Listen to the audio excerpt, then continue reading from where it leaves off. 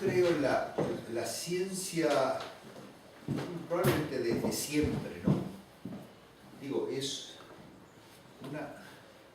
Hace un tiempo escuchaba a una colega que decía, bueno, esta actividad como de reflexión y de elaboración requiere de una cierta capacidad de ocio, requiere de que no estás cultivando la tierra, ordeñando las vacas, ¿no?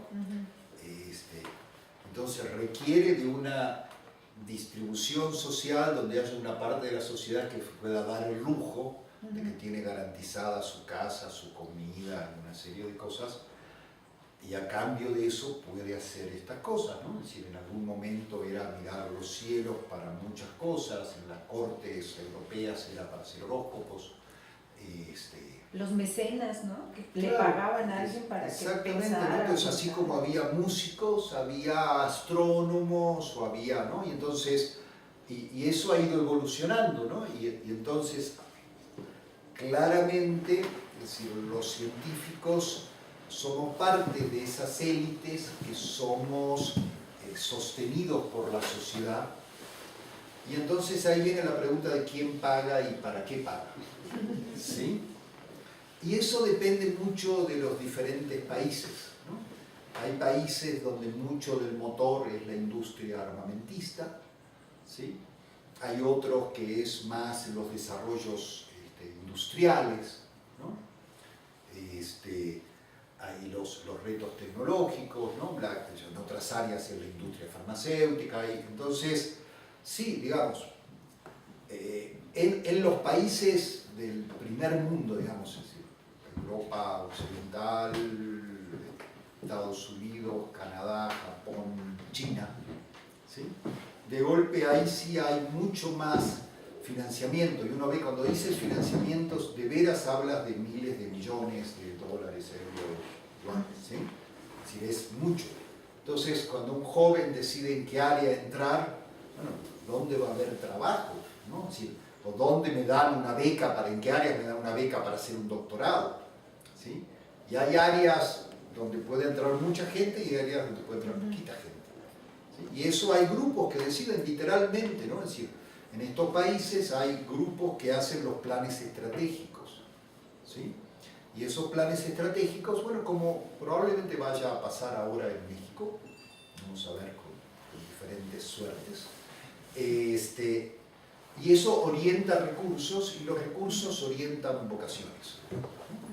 Y entonces sí, hay, digamos, por ejemplo, en México, en general, los que estamos en el Sistema Nacional de Investigadores, que nos dan un reconocimiento, pero además nos dan dinero, buen dinero por estar en ese sistema, una beca adicional al salario que tenemos en la universidad. Entonces a uno dice, bueno, trabaja en el tema que quieras, pero publica en revistas de alto impacto y que tu trabajo reciba muchas citas. Entonces, para publicar en revistas de alto impacto y tu trabajo reciba muchas citas, tienes que publicar en los temas de comunidades grandes trabajando. Entonces, de hecho, nosotros, digamos, si uno quiere hacer eso, uno tiene que seguir las modas de donde están las comunidades grandes con los recursos grandes de los países del primer mundo.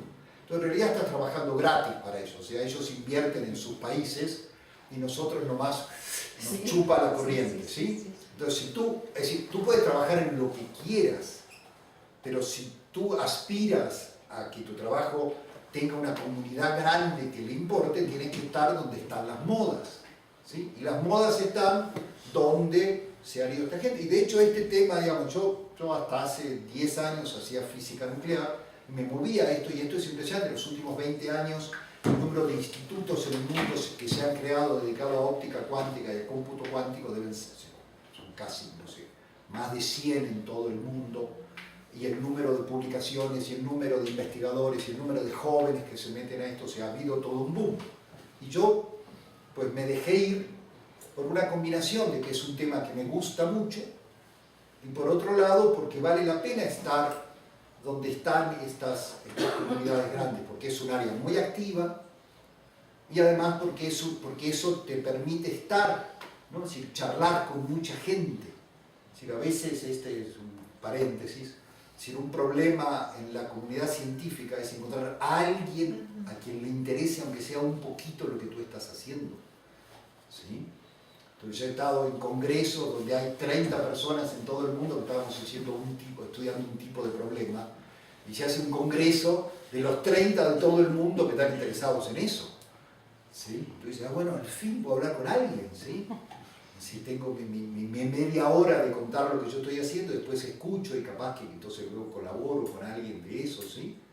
Y de golpe, si en vez de ser 30 son 300 o 3000, bueno, tienes mucho más margen para encontrar gente para charlar, ¿no? Es un área donde de veras hay ideas que surgen, y bueno, y ahora mejor me apuro porque la semana que viene ya hay otro que se le ocurrió algo parecido, ¿no?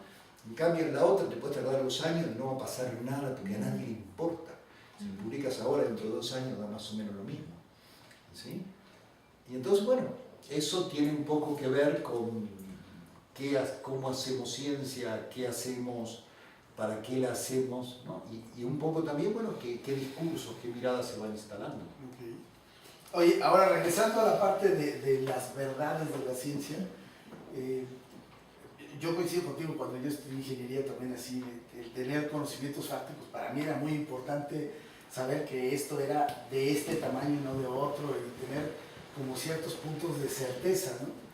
Entonces, esta parte que hemos estado platicando, y antes cuando estábamos preparando, de darnos cuenta de repente de nuestra gran ignorancia en lugar de nuestra gran certidumbre, y mientras más investigamos más nos damos cuenta que menos sabemos. ¿Cómo afecta, o a tu parecer, cómo afecta eso, primero en el andar educativo de la ciencia en sí, y en la ciencia como entendimiento cuando llegas a... Mira, yo creo que se da como muchas otras cosas. Ustedes se dedican mucho más a estudiar a los seres humanos en la forma, acá tenemos gente que se dedica de veras a pensar y a analizar cómo funcionamos los seres humanos en forma de individuos, en nuestras colectividades, las historias que nos construimos y la forma en que nos aferramos a esas historias. Entonces, mi sensación es que la forma en que, al menos en la universidad, en las facultades de ciencias, tanto en la UNAM, pero yo lo veo en general, la forma en que eso se opera es haciendo de cuenta que no pasa. ¿Sí? Está bien, nosotros no sabemos nada, pero vamos a dar de cuenta que sabemos, ¿no? Y entonces, desde la primaria, la secundaria, la prepa, en la mayor parte de los sistemas educativos, existen escuelas en México donde se enseña a los niños desde el principio a buscar información y al mismo tiempo a cuestionarla. Sí hay algunas, pero en general yo veo cómo está construido el sistema educativo y cómo doy clase yo en la Facultad de Ciencia, ¿no? Y cómo damos clases. Y suponemos que lo que está escrito en el libro es cierto. Los estudiantes tienen que aprender a repetir lo que está en el libro y ponerlo en el examen, y si lo ponen lo más parecido a eso tienen palomita, y si se alejan de eso o no saben la frase, tienen tache, ¿no? Entonces, la educación tiene que ver con que el estudiante sea capaz de repetir o la frase que el profesor tiene en la cabeza o la que está en el libro. Y a veces la que está en el libro y la que el profesor son la misma, ¿sí? Y entonces, una de las cosas que a mí me pasa, es que yo doy clases, yo en el 5º semestre de la licenciatura en física estaba dando clases regularmente, y entonces yo veo que los estudiantes vienen y en el primer semestre y en el segundo y tercero en sus cursos de física se les fueron enseñando cosas que tuvieron que, digamos, no solamente aprender a calcular, sino hay enunciados que tienen que repetir, ¿no? Entonces cuando dicen, bueno, va a haber una parte conceptual del examen, la parte conceptual es que escriban frases, ¿no? Y luego viene la materia que sigue, y la materia que sigue dice, bueno, pero ¿se acuerdan de todas esas frases que repetían? ¿Se acuerdan esta? Bueno, esa no. Eso ya está superado, ahora es esta otra. Pero ahora es repetir esta otra, ¿sí? Y luego viene el tercer curso, donde de vuelta dicen, no, bueno, ¿lo vieron lo de los 2 anteriores? Bueno, tampoco, ¿no? Y entonces es como describe Orwell en 1984, ¿no? El famoso double thinking, ¿no? O sea, uno puede pensar que esto es cierto e inmediatamente pensar que esto otro, que es lo contrario, también es cierto. Y yo creo que esa es una capacidad que tenemos los seres humanos, ¿no? Es decir, así somos, o sea, es decir, creía que no, o sea, mi mente muy metida en la cosa como matemática y formal, yo pensaba, no, pero si hay una contradicción lógica tiene que haber un conflicto. Cuando uno mira adentro de uno, mira alrededor, uno se da cuenta que no hay ningún conflicto, uno puede ser contradictorio, y a un hijo lo regaña por una cosa que al otro lo premia, ¿sí? Y además uno no solo lo hace si te das cuenta, sino que además te sientes consistente y estás convencido de que lo sientes bien, ¿sí? Y bueno, entonces se ve que, entonces mi impresión es que es muy poco lo que eso permea. Y mi sensación a partir de lo que a mí me pasa con eso, es que necesitamos, ¿no? Y bueno, los de la teoría del apego nos hablarán más en detalle de eso, pero desde muy niños necesitamos aferrarnos a algo, a una mirada, a un apoyo, a creencias, ¿sí? Porque si no la angustia nos destruye, ¿sí? Es decir, el miedo, la incertidumbre, ¿no? Es decir, hay unos límites hasta cuánto de eso podemos tolerar, ¿sí? Y eso yo creo que nos queda muy profundamente instalado de algún lado, ¿no? Y entonces de algunas cosas nos agarramos. Y esto de decir, bueno, está bien, pero ahora ya estás grandecito, suelta, ¿no? Y dice, ay, no, pero que no suelto y siento como cuando tenía 3 años, ¿no? Siento igual, ¿sí? No, hay una parte mía que no se da cuenta que ya tengo canas. Y entonces yo creo que es eso. Entonces, por un lado, uno puede darse cuenta en la argumentación racional de que hay un montón de cosas que están agarradas con alfileres o hasta sin alfileres. Y hay otra parte que se agarra igual de esas cosas, ¿no? Y creo que la educación, por otro lado, entiendo que es un reto muy grande, es decir, cuando uno tiene que enseñar, uno dice, bueno, yo primero te doy el concepto y después en algún momento te contaré las dificultades que tiene ese concepto. Nada más que el momento de contar las dificultades nunca llega, nunca voy a llegar. ¿No? Y así es, y uno se da cuenta, ¿no? Es decir, a ver, para que tengan una idea que a mí me ha impactado muy recientemente porque es un tema que nunca había mirado. Yo siempre había pensado en el sistema solar como si fuera una especie de relojería perfecta, el Sol y los planetas moviéndose armoniosamente durante miles de millones de años, los 4.500 millones de años que se estima que tiene el sistema solar, ¿no? Y dice, y eso es la gravitación y todo es estable, ¿no? Y funciona. Y de golpe, en realidad desde hace más de 100 años, de Poincaré a fin del siglo XIX, principio del siglo XX, uno dice, cuando uno estudia matemáticamente con la fuerza y la ley de Newton a la Tierra y el Sol, uno ve que justo esto se mueve, como dice Kepler, órbitas elípticas. Pero cuando uno estudia el sistema Sol, Tierra, Júpiter, y Júpiter porque es el más grandote de los planetas, después no tiene que meter los demás, pero no más con eso, las ecuaciones matemáticas demuestran que esto es caótico. Caótico quiere decir que es muy inestable, el famoso efecto mariposa, ¿sí? Y entonces, de golpe, uno mira el sistema solar desde esa otra perspectiva, y hay colegas que se dedican en la UNAM a investigar esto con detalle, con cálculos numéricos muy detallados.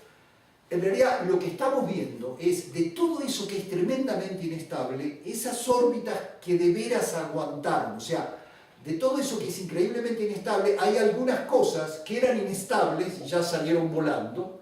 Y después de 4.500 millones de años quedaron las poquitas que sí aguantan, ¿no? Entonces, claro, lo vemos estable, porque todo lo que era inestable ya salió disparado, colapsó, se rompió, ¿sí? Pero entonces, esta fantasía de que esto es algo casi como una maquinaria de relojería, en realidad es un pequeñísimo orden dentro de un gigantesco desorden y es muy frágil, ¿sí? Incluso que yo crecí escuchando hablar del cometa Halley, ¿no? Que había venido en 1910, después cuando vine en el 86 tenía toda la ilusión de verlo porque las películas decían, no se vio nada, casi nada, ¿no? Pero ese viene, hay registros de que viene, hace por lo menos 2000 años hay registros de que viene regularmente. Sin embargo, ni siquiera se entiende por qué viene regularmente, porque debería ser mucho más inestable de lo que muestran las ecuaciones, debe haber algo que lo estabiliza. Pero entonces, incluso estas cosas que en algún momento yo decía, no, bueno, pero hay cosas que son realmente regulares, periódicas, y de golpe vistas desde otra mirada, decía, a ver, esto es regular y periódico prácticamente por accidente. ¿Sí? Esto es, en un mar literalmente de caos, estas son las poquitas cosas que las vemos porque sobrevivieron, ¿no? Todas las otras ya no están ahí, ya se fueron. ¿Sí? Pero entonces me cambia la mirada, me cambia, ¿no? Entonces quizás el mundo no es esa maquinaria armónica perfecta, ¿sí? Quizás hay muchos más motivos de incertidumbre, ¿no? Oye, hablando en términos de lo que platicábamos en alguna de las charlas anteriores que hablábamos del conocimiento práctico y el conocimiento fáctico, podríamos decir que entonces la ciencia más bien tiende a ser un conocimiento práctico, algo que con el que nos podemos explicar lo que nos necesitamos explicar más que lo que realmente está pasando. Es que, a ver, eso de vuelta depende del uso de las palabras. Yo, en mi comunidad nadie usa fáctico, entonces no me quiero cómo, ¿sí? De hecho, en mi comunidad usan óptico y epistémico. Un montón de tiempo, ¿no? Pero hasta donde entiendo, óntico quiere decir lo que es propio del ser de las cosas. Y epistémico es lo que nosotros sabemos, ¿no? Entonces a mí me gusta mucho una idea de Niels Bohr, uno de los grandes padres de la mecánica cuántica de la primera mitad del siglo XX, y él decía, la ciencia no se trata de cómo es la naturaleza, la ciencia trata de lo que podemos decir sobre la naturaleza en este momento, con la mirada que tenemos, con la tecnología que tenemos, ¿sí? A mí esa frase me resuena mucho. Niels Bohr es este científico danés que cuando por su premio Nobel en su momento lo reconocen y como Dinamarca es un reino, lo nombran noble y le dicen que puede tener un escudo de armas, y él en su escudo de armas pone el yin y el yang. ¿Sí?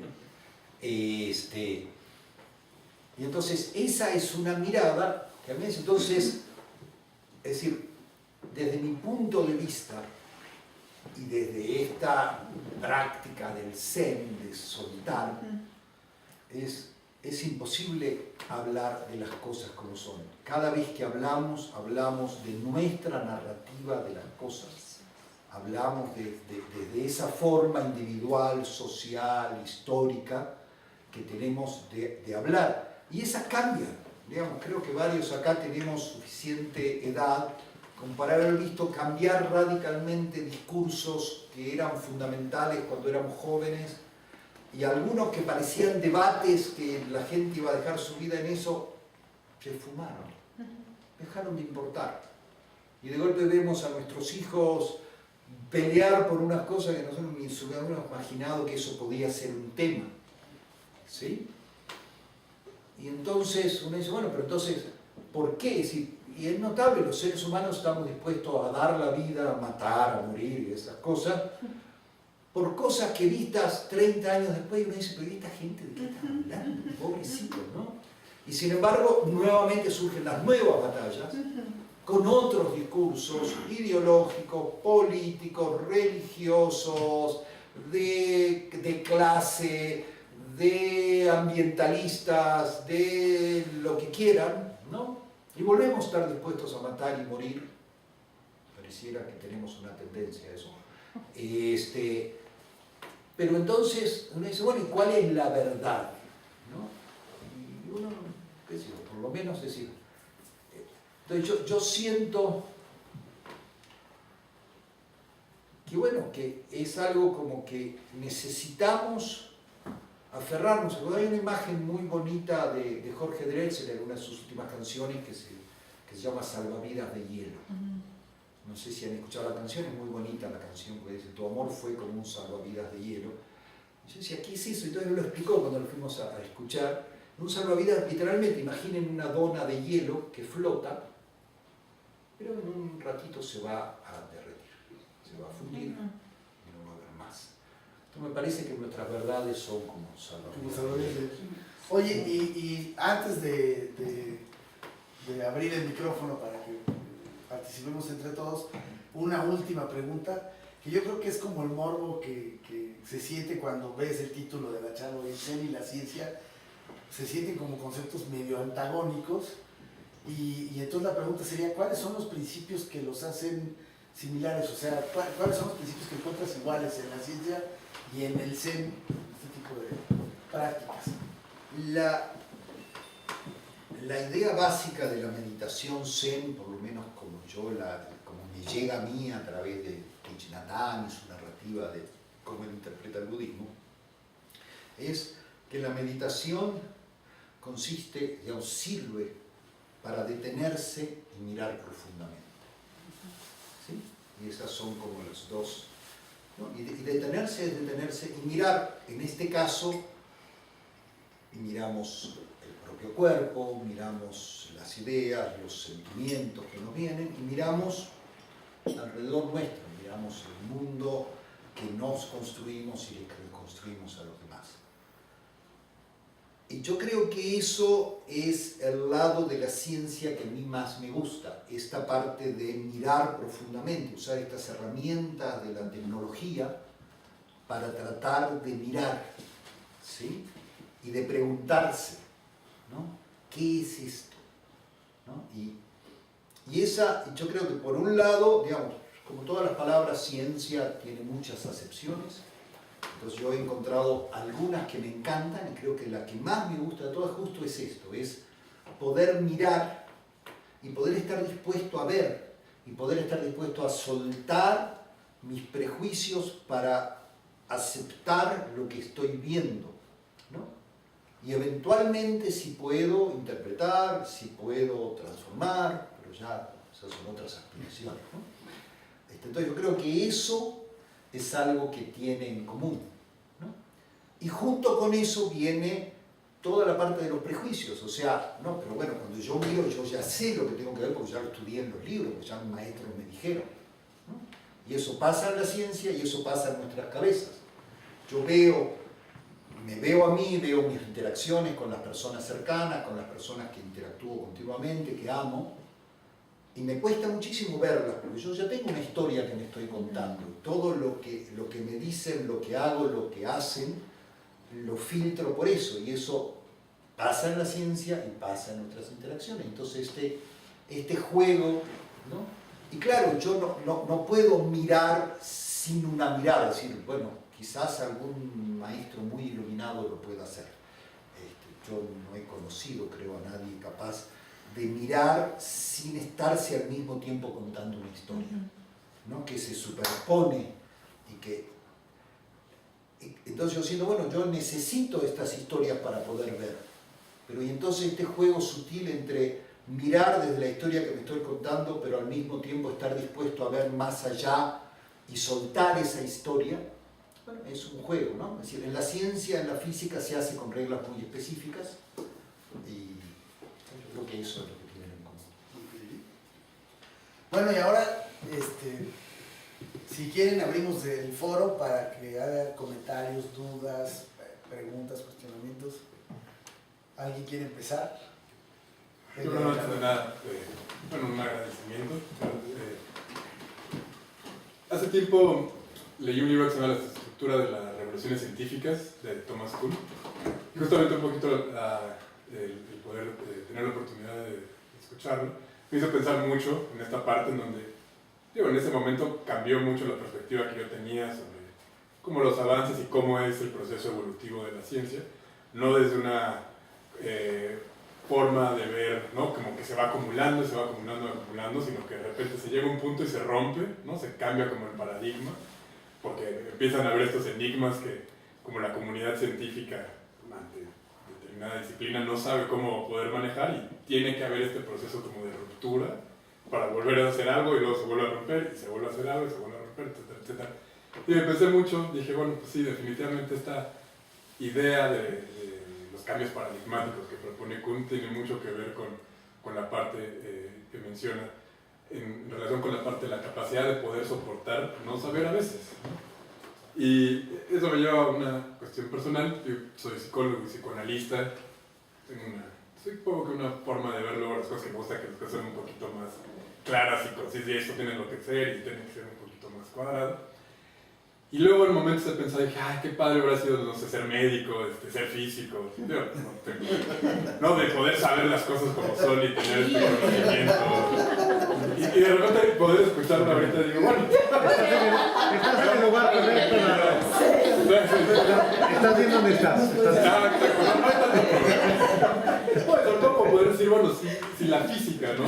Que luego puede ser considerada como esta profesión en donde las cosas son como son y no debe de haber esta parte tan como difusa, ¿no? Y las cosas, el vaso es vaso y se acabó la historia. Entonces, digo, escucharlo un poco que me da un poquito también de tranquilidad de decir, no está bien, digo, igual tengo mis puntos críticos ante ciertas posturas psicológicas y psicoanalíticas, pero bueno, me da un poquito de tranquilidad y de esta forma este comentario también de esa manera de agradecimiento de poder ir viendo esta parte de tolerar y saber también cómo manejar y divertirse con el no saber, ¿no? Bueno.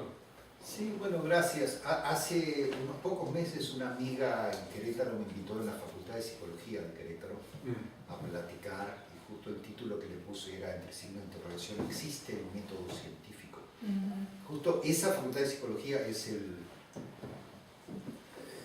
la guarida de los lacanianos en México. Entonces, eso estaban encantados. Entonces, ahí traté también de insistirles un poco en que está bien que hay toda, digamos, que está toda esta incertidumbre, pero que a veces contar y medir es útil. Sí.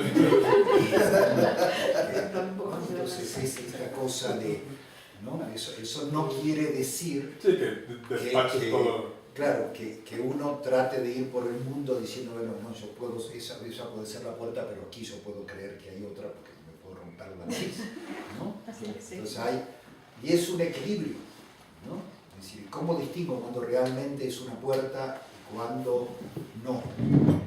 Y si uno supiera de veras eso, no se rompería tan seguido la nariz. Y es un arte, ¿no? Sí. Pero respecto a la ignorancia, hay un ejemplo que a mí me gusta mucho de la física, porque ustedes habrán visto todos estos videos que vienen desde Carl Sagan y Cosmos, de cómo entendemos todo el universo. Entonces, si ustedes escuchan la narrativa actual del universo, o sea, justo de las cosas, de qué está hecho, entonces dicen, bueno, están los planetas, las estrellas, las galaxias, los cúmulos de galaxias, ¿no? Toda esa narrativa. Ahora, si se preguntan, bueno, ¿eso es todo el universo? Entonces, la visión actual de los colegas astrónomos y astrofísicos